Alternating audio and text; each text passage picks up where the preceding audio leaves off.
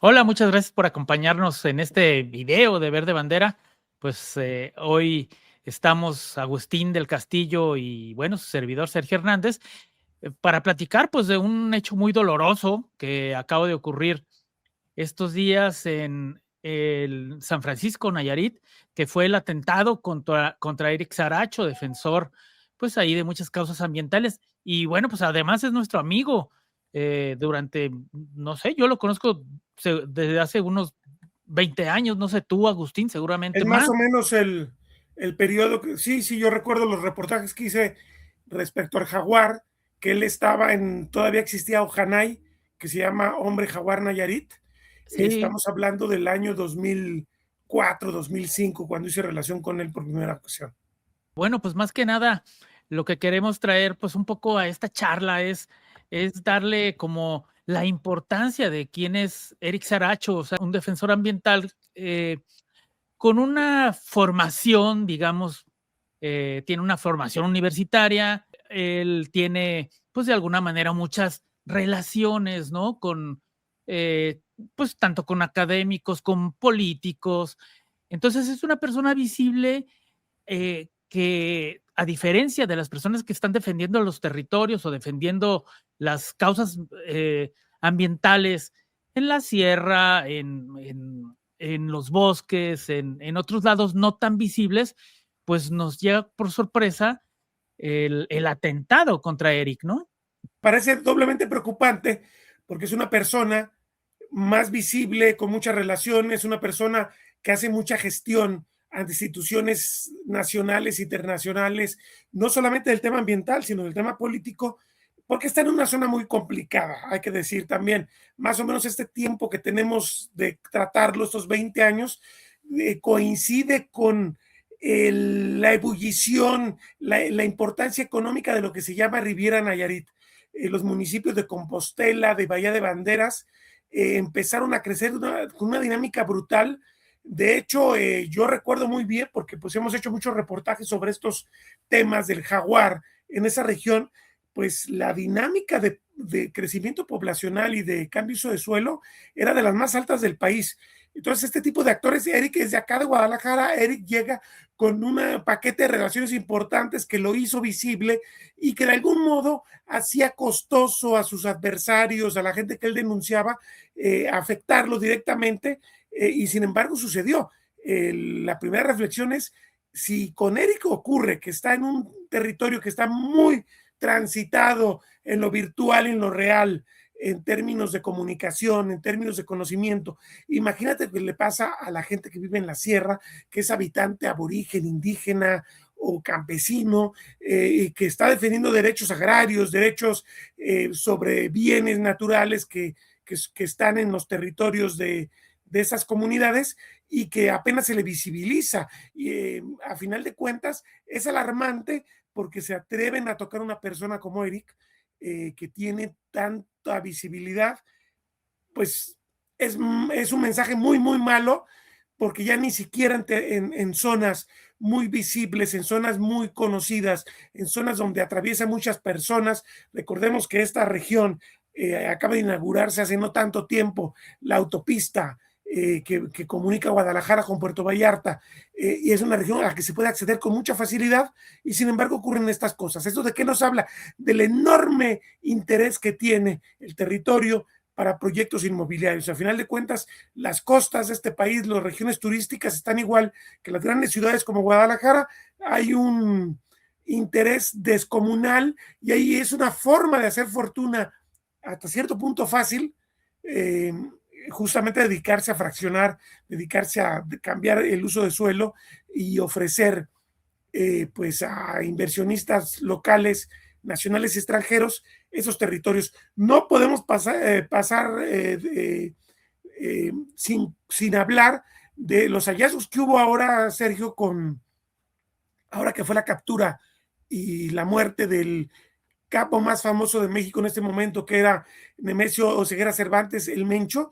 Toda la investigación que se hizo sobre los fraudes de tiempos compartidos y de ventas de fraccionamientos que estaban haciendo empresas ligadas a este cártel, y en esta región de Nayarit había una buena parte de sus negocios. Eso lo pueden leer con Penilei Ramírez, la periodista de Reforma, que fue la que visibilizó esto mucho en las últimas semanas.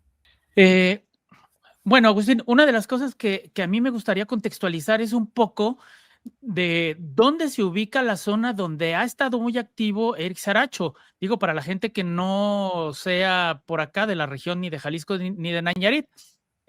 San Francisco o San Pancho como lo conocemos habitualmente, es un pequeño poblado turístico del municipio de Bahía de Banderas, del estado de Nayarit, cerca de Punta Mita, cerca de Sayulita, también, una playa pues conocida también un tanto a nivel pues ya nacional. Punta Mita es uno de los sitios en los cuales se hace turismo de playa, pero bueno, pues donde hay hoteles de super lujo, donde van estrellas internacionales a vacacionar.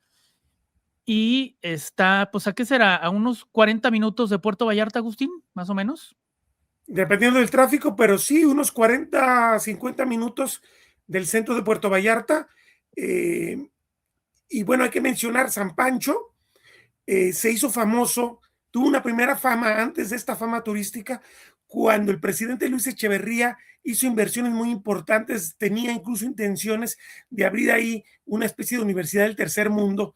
Recordemos que Echeverría tenía muchos estos delirios de grandeza, y en San Pancho se hizo mucha infraestructura, buena infraestructura, para empresas sociales y para hacer una serie de proyectos utópicos por parte de la presidencia de la República en la época de Luis Echeverría, e incluso como el régimen patrimonial muy típico de la era priista, que ya no lo vería yo tan lejos de la nueva realidad de México, intereses, derechos de tierra de esa zona ligados a la familia Echeverría y Zuno, que recordemos que Luis Echeverría estaba casado con Esther Zuno, que era hija del exgobernador de Jalisco, José Guadalupe Zuno, el que reabrió de algún modo la Universidad de Guadalajara en los años 20, y que en los años 70 se hicieron la familia poderosa del presidente en funciones aquí en Jalisco.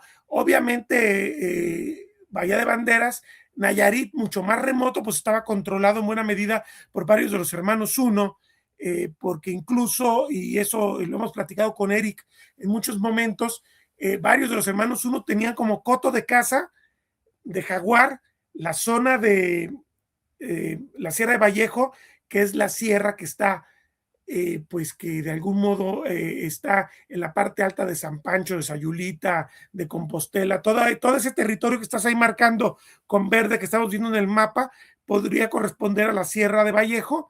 Ahí la tienen de coto de caza, y la parte norte, ahí donde están las varas hacia el norte, que es donde comienza la zona de marismas nacionales de Nayarit, donde todavía hay jaguar, en las dos hay jaguar, había bastante jaguar.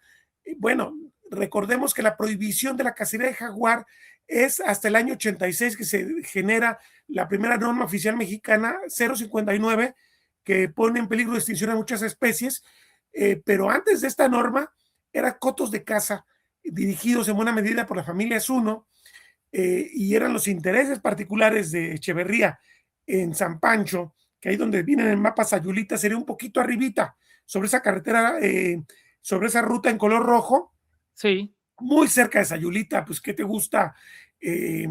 La carretera está quizás a 10, 15 minutos de una comunidad a otra, y ahí es San Pancho, donde estaban este sueño de sus Universidad del Tercer Mundo de Luis Echeverría, y una serie de construcciones muy costosas que se hicieron a costa del presupuesto federal y que no prosperaron porque pues el presidente de la República, Luis Echeverría, no pudo ser secretario general de las Naciones Unidas como lo deseó, y además la familia Zuno perdió rápidamente el control de territorios, aunque todavía pasando el río Ameca, que el río Ameca es la frontera entre Jalisco y Nayarit, rumbo a Puerto Vallarta, el control del territorio, más bien hacia las montañas, no Puerto Vallarta en sí, sino hacia las montañas, se mantuvo en manos de Rubén Zuno, uno de los cuñados de Luis Echeverría, prácticamente hasta los años 90. quiero dar simplemente un contexto de que esta zona, antes de que llegara Eric, antes de que se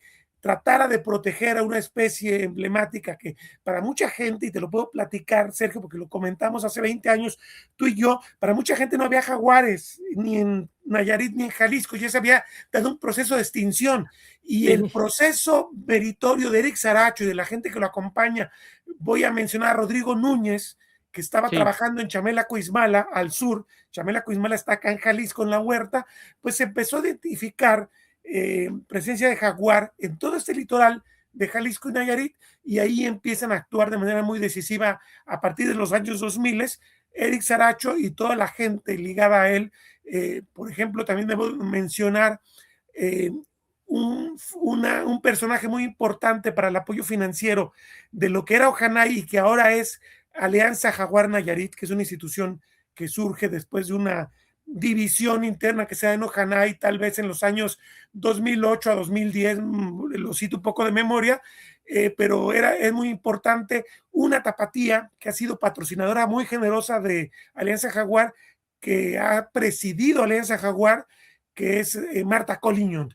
Marta Collignon, que es de una familia importante de Guadalajara. Los Collignon también tienen mucho tiempo acá presentes en Guadalajara. Son la herencia de esa migración eh, importante de barcelonetes que le llaman, de la zona del sur de Francia hacia Guadalajara, quizás a finales del siglo XIX, cuando está importante la primera globalización que tiene México con López Portillo. Llegan los Collignon, y los Collignon son importantes en la historia de Guadalajara desde entonces. Eh, También dan para otra historia, porque no estamos hablando de la migración extranjera a Jalisco, pero bueno, ella es un factor muy importante para que haya tenido esta importancia. Alianza Jaguar, que su importancia, hay que decirlo, Sergio, ya te dejo platicar a partir de aquí. Alianza Jaguar se convirtió en una de las principales ONGs defensoras de jaguar en todo México, gracias a este tejido de alianzas y de ciencia tan importante que ha hecho posible Alianza Jaguar. Pero bueno, pero lo que no hemos mencionado en esta plática en ningún momento es que Alianza Jaguar es la organización que preside Eric Saracho, con apoyo pues de la señora Collington y con un grupo de científicos que está atrás, que son los expertos, pues biólogos, los expertos biólogos en el tema de jaguar, como es Rodrigo Núñez, que ha estado trabajando mucho pues en la costa de Jalisco y sobre todo pues tengo entendido, Agustín, que es el corredor del jaguar que viene desde la zona norte de este país, y que bueno pues pasa por Jalisco y Nayarit para conectarse hacia el sur del país. Sí, de hecho, tú recordarás que en la época de Fox, cuando se establece el año del jaguar en el año 2005, que hubo una importante celebración o conmemoración puesta en marcha de proyectos en Calakmul, cuando Calakmul no había sido expuesto como lo fue con el Tren Maya, y es uno de los grandes tesoros, digo, es una de las grandes áreas naturales protegidas de México, Calakmul, la reserva terrestre de selva más grande de este país, Calakmul, en Campeche y Quintana Roo, pues se dio banderazo a las estrategias de protección de especies prioritarias, y en el subcomité de jaguar, su primer presidente fue precisamente Rodrigo Núñez. Rodrigo Núñez tenía un trabajo importantísimo de 15, 20 años en la reserva de la biosfera Chamela Coizmala, que quizás también valga más adelante, podamos hablar de eso, de la historia de Chamela Coizmala, que ha sido súper relevante para la conservación de selva en México. Ha sido pionera en muchísimas cosas, Chamela Coizmala, y en el tema de jaguar lo fue para esta región, porque prácticamente la región del Pacífico, a partir de Oaxaca, pero sobre todo Guerrero, hasta la frontera con Estados Unidos, no había trabajo, y de algún modo Rodrigo abre muchos de estos frentes, y bueno, una de las cosas importantes que hay que mencionar es que esa visibilización permite ligar Jalisco con Nayarit a través de marismas nacionales, con Sinaloa, que hemos sacado históricamente muchas notas de ataques a jaguar en Sinaloa, y Sinaloa se liga a Sonora, y Sonora se liga a Arizona. Es vastísimo, es un corredor mucho más amplio que el del sur, porque es más largo geográficamente y hay que decirlo, es más precario. Es una zona mucho más desarrollada en términos de población, en términos de economía, que tiene más hostilidad para que las especies silvestres puedan prosperar. Y sin embargo, pues una de las grandes cosas que este trabajo que Nayarit ha conducido Eric Saracho ha sido justamente pues visibilizar y detonar estrategias importantísimas para proteger el jaguar. De hecho, voy a mencionar una que me parece que es importantísima y que está ahora muy precaria a partir de que llegó Andrés Manuel López Obrador al poder, el famoso seguro ganadero.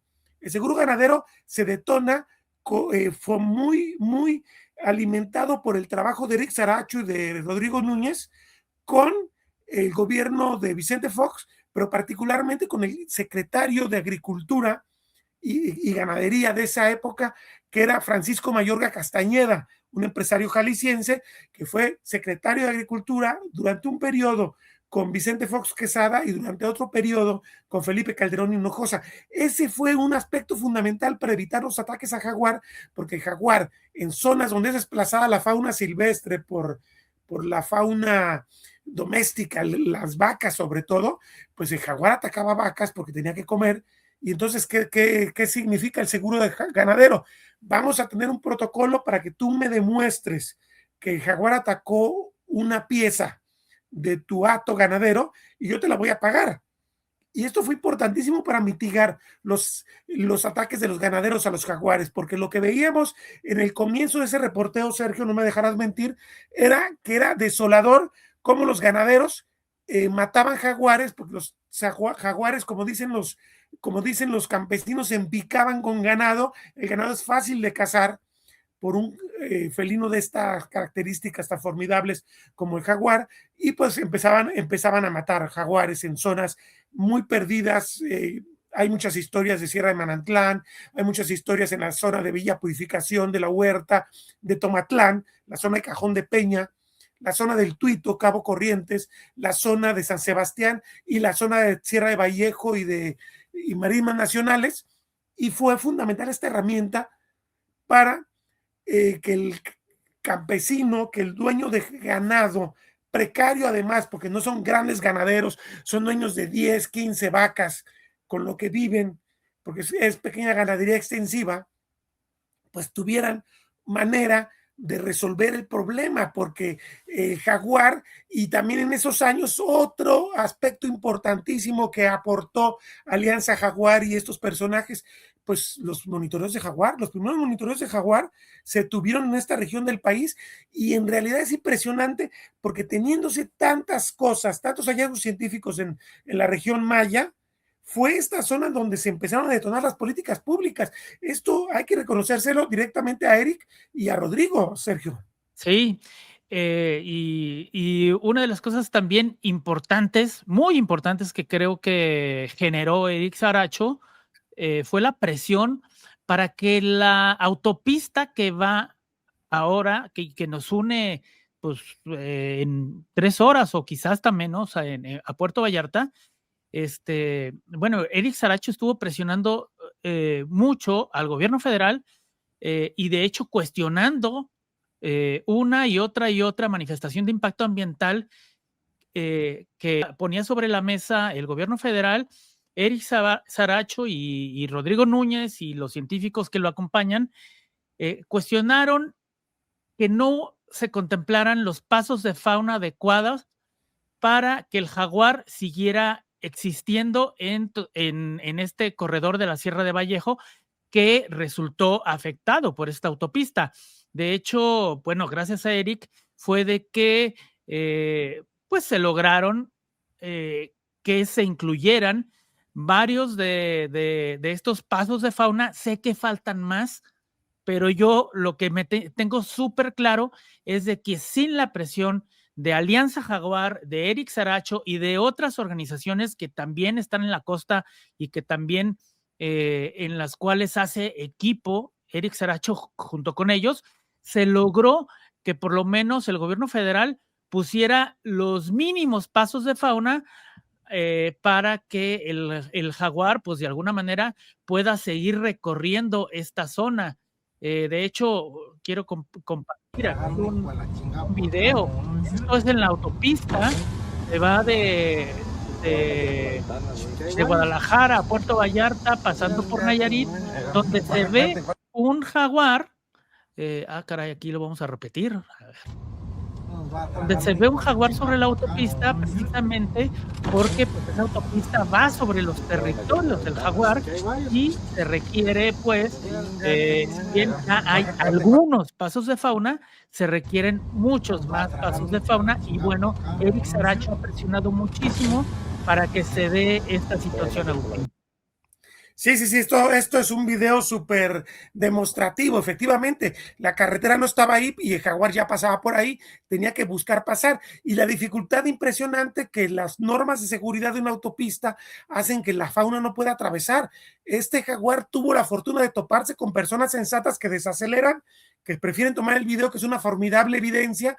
Pero imagínate, porque desde que se inauguró este tramo carretero, tenemos también, y tú lo recordarás, evidencias de atropellamiento de jaguar o de ocelote o de puma sí, o de otro tipo de fauna que utilizaba estos corredores. O sea, esto es algo que se debe tomar en serio si se quiere que sobreviva la fauna silvestre en la zona y que desafortunadamente o afortunadamente, no sé cómo decirlo, estoy seguro que ese no fue lo que detonó el ataque a Eric. Más bien es lo que va junto con pegado, lo que genera. Lo que genera ataque a Eric es casi seguro, es el enfrentamiento de los intereses inmobiliarios que obviamente están ligados a buenas vías de comunicación para que la gente llegue a la zona de San Pancho, a la zona de Sayulita, a la zona de, pues, ¿qué te gusta? Está también la Peñita Jaltemba, está también Guayabitos, que es una zona histórica de presencia de turistas de Guadalajara, y son zonas que se han potenciado mucho económicamente desde que se abrieron carreteras grandes. Y además, pues el dato, mientras la región quizás cuando llega Eric a la zona era una región que junta a toda la región desde Compostela hasta el límite de Ameca, tal vez tendría 30, 40 mil habitantes, pues estamos hablando de que ya hay cientos de miles de habitantes en la región motivados por este gran pastel que es los fraccionamientos, los desarrollos turísticos. Ahí es donde creo que hay que buscar a los que intereses afectados por Eric Saracho. Hay historias del propio San Pancho que conoces muy bien, pero hay historias de todo el territorio donde compran pedazos de selva muy baratos, los venden los ejidos, los venden los pequeños propietarios y después quieren sacarse de la manga un proyecto de desarrollo. Se han parado un montón. Desde esos años que conocimos a Eric, ya se paraban grandes proyectos. Es una cosa increíble la presión económica que hay sobre esa región. Mira, pues un proyecto muy viejo, ¿no? O sea, de hace que unos 10 años que ha estado defendiendo Eric Saracho. Punta Paraíso, sí. Punta Paraíso, ¿no? La invasión a la playa, ahí está clarísima. Este es la zona de San Pancho. ¿Por qué Eric Saracho ha estado luchando contra este proyecto? Pues porque se roba la playa, porque se roba la zona federal. O sea, vamos poniéndolo de alguna manera en la legalidad. Este proyecto está fuera de la legalidad. No es que Eric haya dicho no se tiene que desarrollar San Pancho. No, no, no. O sea, uno de los ejemplos y que nosotros seguimos, tú seguiste como periodista muy de cerca también, Agustín, fue el hecho de este proyecto turístico que destruyó la duna costera, como se ve ahí en esta imagen, 1,170 metros cuadrados robados a la playa pública. Y bueno, se ordenó, de hecho, después de muchos años, la demolición de este proyecto turístico porque evidentemente está tomando zonas de propiedad federal que no debió de haber tomado. Las autoridades le hicieron eco en toda la presión que ejerció Eric Saracho y el grupo de ciudadanos que han estado defendiendo San Pancho desde hace mucho. Y bueno, estas personas, estos empresarios, de hecho, tomaron represalias en contra de Eric Saracho, lo demandaron, le congelaron sus cuentas y de hecho, Eric en este momento todavía no se cierra este capítulo. Así a Eric le congelaron sus cuentas Claro. gracias a estos empresarios. Sí, y uno se pregunta, ¿por qué diablos tienen que ser los habitantes de un pueblo los que exijan justicia? Porque resulta que no hubo una autoridad que le dijera, no puedes pasarte de este límite, es el límite de la zona federal. No es posible, o sea, es una cosa desoladora, una zona con tanta lupa, donde hay un grupo de activistas tan importante, presente desde hace décadas, y le meten gol de este modo. Pero imagínate en las zonas donde no hay ciudad, sociedad civil activada. Es una cosa verdaderamente aberrante, Sergio, sinceramente. Agustín, pues quisiera también traer a colación otro caso de estos en los que ha luchado Eric Saracho. Tú también recordarás, porque pues luego creo que hasta fuimos juntos.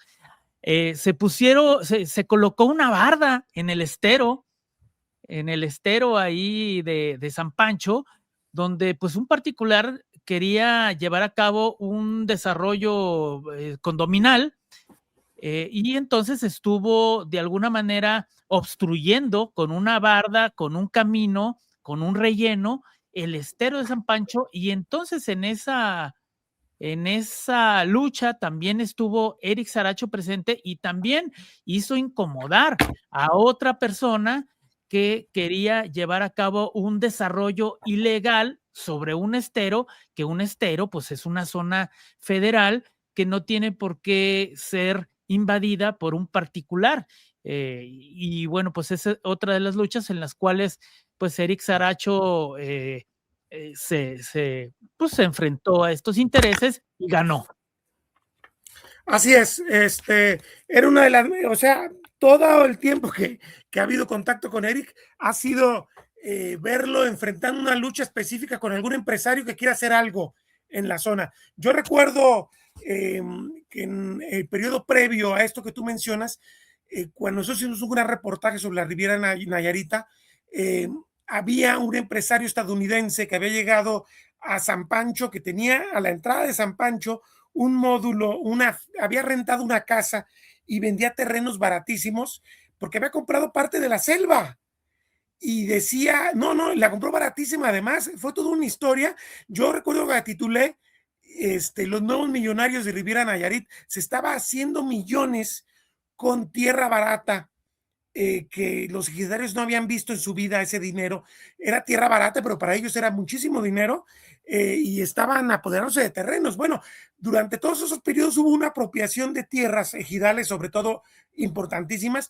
Hay que decirlo también, los ejidos datan de un proceso de reforma agraria que quizás empieza con Lázaro Cárdenas, pero sobre todo con Echeverría, que Luis Echeverría quiere impulsar mucho el aspecto social del régimen mexicano e impulsa muchos ejidos en la región, una región donde él pensaba que fuera uno de los focos de su actuación política posterior a la presidencia. Pues había impulsado estos ejidos importantes. Sayulita es un ejido también. Sayulita también ha vivido la historia de San Pancho, de ventas de terrenos, que sí, te dan una parcela, 1 millón, 2 millones, 5 millones, parcelas dependiendo de qué superficie, 1 hectárea, 8 hectáreas, 10 hectáreas. Tú dices, ¿cuánto dinero? Pero resulta que es nada para lo que después ellos convierten. Es el negocio redondo. Y bueno, ya existía este tipo de negocios. En ese momento, esa denuncia detuvo a estos empresarios estadounidenses, y este proceso que tú dices es posterior, y también evidentemente chocan con la fuerza del colectivo que estaba ahí trabajando fuertemente para impedir que se afectara sobre todo la zona del estero, que es la parte que atraviesa, pues un poco visto en el mapa, sería como la parte sur de San Pancho, o sea, el lado que da hacia ese estero desemboca en la costa, y obviamente está del lado hacia donde estaría ligado a los terrenos de Sayulita. Ese estero lo estaban desviando, lo estaban transformando, porque tenían la ambición de construir y de urbanizar ese estero, de rellenarlo. O sea, cosas que seguimos haciendo en México de una manera aberrante, Sí. y después llega una avenida, porque a San Pancho le pasa como a cualquier lugar de México. Viven 9 meses sin agua, sobre todo en la zona del Pacífico, que es un régimen de lluvia solamente en verano, y llegan lluvias intensísimas, llegan huracanes y arrasan con todo. San Pancho tiene un historial también de desastres ligados a una urbanización que no ve el riesgo, y eso fue parte también de las cosas que estaba tratando de prevenir Eric Saracho y la gente de Alianza Jaguar junto con los colectivos de San Pancho, que también, digamos, San Pancho tiene incluso una página Facebook que funciona mucho para las ligas entre los ciudadanos, que son prácticamente casi todos los ciudadanos que habitan San Pancho, están ligados a este movimiento de resistencia frente a estos proyectos millonarios que llegan y que ofrecen y que tratan de dividir a los pueblos, lo que ha ocurrido también históricamente en este país. Llegas, ofreces a un grupo dinero, al otro grupo no se lo das, ese grupo tiene la misión de dividir y generar tal vez procesos para que de manera dividida se apoye un proyecto productivo. Tenemos un montón de historias de ese tipo en México, y San Pancho no está al margen de este tipo de asuntos. Bueno, el proyecto del famoso estero de San Pancho buscaba esto, pero fracasó también, topó. Entonces, si nos pusiéramos a buscar todos los proyectos que toparon con esta fuerza colectiva, que no es solo Eric, sino toda la población de San Pancho, pues nos vamos a encontrar que hay muchos intereses afectados, hay muchos intereses afectados. Tú ves Sayulita, tú ves cómo se transformó urbanísticamente Sayulita, y ves San Pancho y te das cuenta que San Pancho está mucho mejor preservado, porque a diferencia de San Pancho, Sayulita no tuvo esa fuerza de un colectivo que viera el tema ambiental, no solamente el tema del valor de la tierra, y está muy afectado Sayulita, está muy, muy transformado. San Pancho, de algún modo, con muchas dificultades, porque sí ha tenido que aceptar muchas cosas, pero ha logrado cierta armonía en el proceso de urbanizaciones, justamente porque siempre ha tenido la presencia de la población completa. No es solamente un activista, el activista es más bien como el que converge un movimiento que es social. Y creo que además lo que hemos visto a raíz del atentado a Eric este pasado lunes, eh, pues, o martes, es martes, ¿verdad? Porque estamos a viernes, fue el martes, temprano, muy temprano. Lo que hemos visto es la fuerza del grupo social, porque no sé si te tocó ver todos los videos de todos los activistas allá afuera de la clínica de San Pacho donde estaban atendiendo a Eric, pues con una Sí, solidaridad fortísima. ¿Por qué? Porque es una agresión contra él y contra ellos. Ese es el gran punto. Eso es lo que sí ha claro. sabido crear muy bien el tejido social que tiene San Pancho. Sí, ha sido una voz que ha reflejado los intereses de la comunidad. Entonces, por eso es bien importante, Eric. Y bueno, pues por eso es importante y nos pareció importante realizar esta charla de quién es Eric, más allá de una persona defensora ambiental que fue baleado, ¿no? Es una persona que, bueno, trae varias luchas tras de sí durante varios Muchísimo lustros ya. tiempo. Y hay Mira, algo que hay que decir, Sergio. Eh, Hay una presencia, porque ya hablábamos hace un rato de la presencia del Cártel Jalisco Nueva Generación, de grupos criminales que están obviamente haciendo negocios con la tierra también. O sea, no se topa con intereses nomás de empresarios que traen dinero y que quieren resolver con dinero temas de desarrollo urbano. Está topándose con grupos también criminales, y en ese sentido, Eric ya tenía, de hecho, pues hay que subrayarlo, tenía también un proceso de protección por parte de sí, gobernación que claro. por lo que vemos no sirve para nada, porque se sigue atacando a defensores de territorio con, con este tipo de esquemas de protección. Pero cuando te enfrentas a un grupo delictivo o a grupos delictivos o al caos que genera la delincuencia organizada, que hace que cualquier hijo de vecino, como lo diríamos en México, diga, no importa, se lo adjudicamos al cártel, y ordenan un ataque, pues estamos en una tierra minada, es peligrosísimo. Y esto hay que no dejarlo de subrayar, Sergio, porque entonces el riesgo que están enfrentando ahorita los defensores de territorio en comparación con lo que se enfrentaba hace 10, 15, 20 años es descomunalmente mayor. Esto hay que Sí. subrayarlo de manera radical, Sergio. Sí, pues quiero de alguna manera cerrar, Agustín, esta charla. Mira, voy a poner aquí un mensaje que puso el día de hoy Eric Saracho en su Facebook, muy alentador. Digo, por suerte, las balas que le tiraron no llegaron pues a ponerlo en un asunto de suma gravedad, o sea, sí, digo, Sí, sí no es muy afectó delicado. órganos vitales. Exacto, Fueron entonces es muy balazos delicado. al brazo derecho. Sí, digo, tú entiendo que tuviste la oportunidad de hablar con personas cercanas a Eric. Con su esposa particularmente hemos estado en Sí, contacto y está muy feliz porque Eric, el primer día después del ataque, pues estuvo sedado, se le fue intervenido quirúrgicamente, pero ya a partir de ayer empezó a tomar conciencia y esto que tú estás exponiendo es del día de hoy. Hay que decirle a la gente que no lo va a ver en vivo, que esto estamos grabando la noche del viernes 13 de marzo. Entonces esto lo puso hace algunas horas sí. en su portal de Facebook y bueno, pues sí, está muy alegre porque no fue severo para lo que podría esperarse de un ataque de esta naturaleza, pero evidentemente tiene que pasar algo, no es posible eh, que se piense que él va a regresar tranquilamente a su casa, porque ya está en su casa y ahorita está muy visible, pero el riesgo existe y el riesgo, esto es un mensaje clarísimo. Si no buscaban asesinarlo, entonces el mensaje está mandado de que todo el mundo está expuesto, incluso alguien con esta notoriedad que tiene Eric. Entonces, sea en un sentido o en otro, más allá de cómo interpretemos, es una persona que necesita en este momento un respaldo institucional muy fuerte por parte del gobierno de Nayarit, por parte del gobierno de la República y por parte del arropamiento social, muy, muy importante, porque el mensaje, sea que buscar matarlo o no, es gravísimo para las causas sociales. Bueno, yo creo que sí buscaron matarlo, pues tirarle de balazos, yo creo que no es poca cosa. Pero bueno, muchas gracias, Agustín, por esta charla y bueno, pues eh, no olvidamos a todos los luchadores ambientales que están en el país. Ahora, bueno, nos tocó hablar del caso de Eric. Ojalá y nunca en un futuro habláramos de algún otro defensor del medio ambiente que sea atacado o vulnerado. Pero bueno, pues si se da el caso, pues vamos a hablar de esas otras situaciones, Y ¿no? seamos realistas, esto está ocurriendo desde hace muchos años.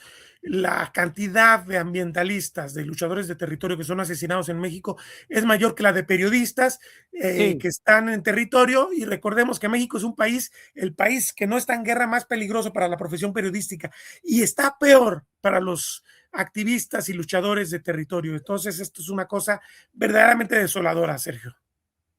sí, pues bueno, es de los temas que esperamos seguir tocando en este espacio de Verde Bandera.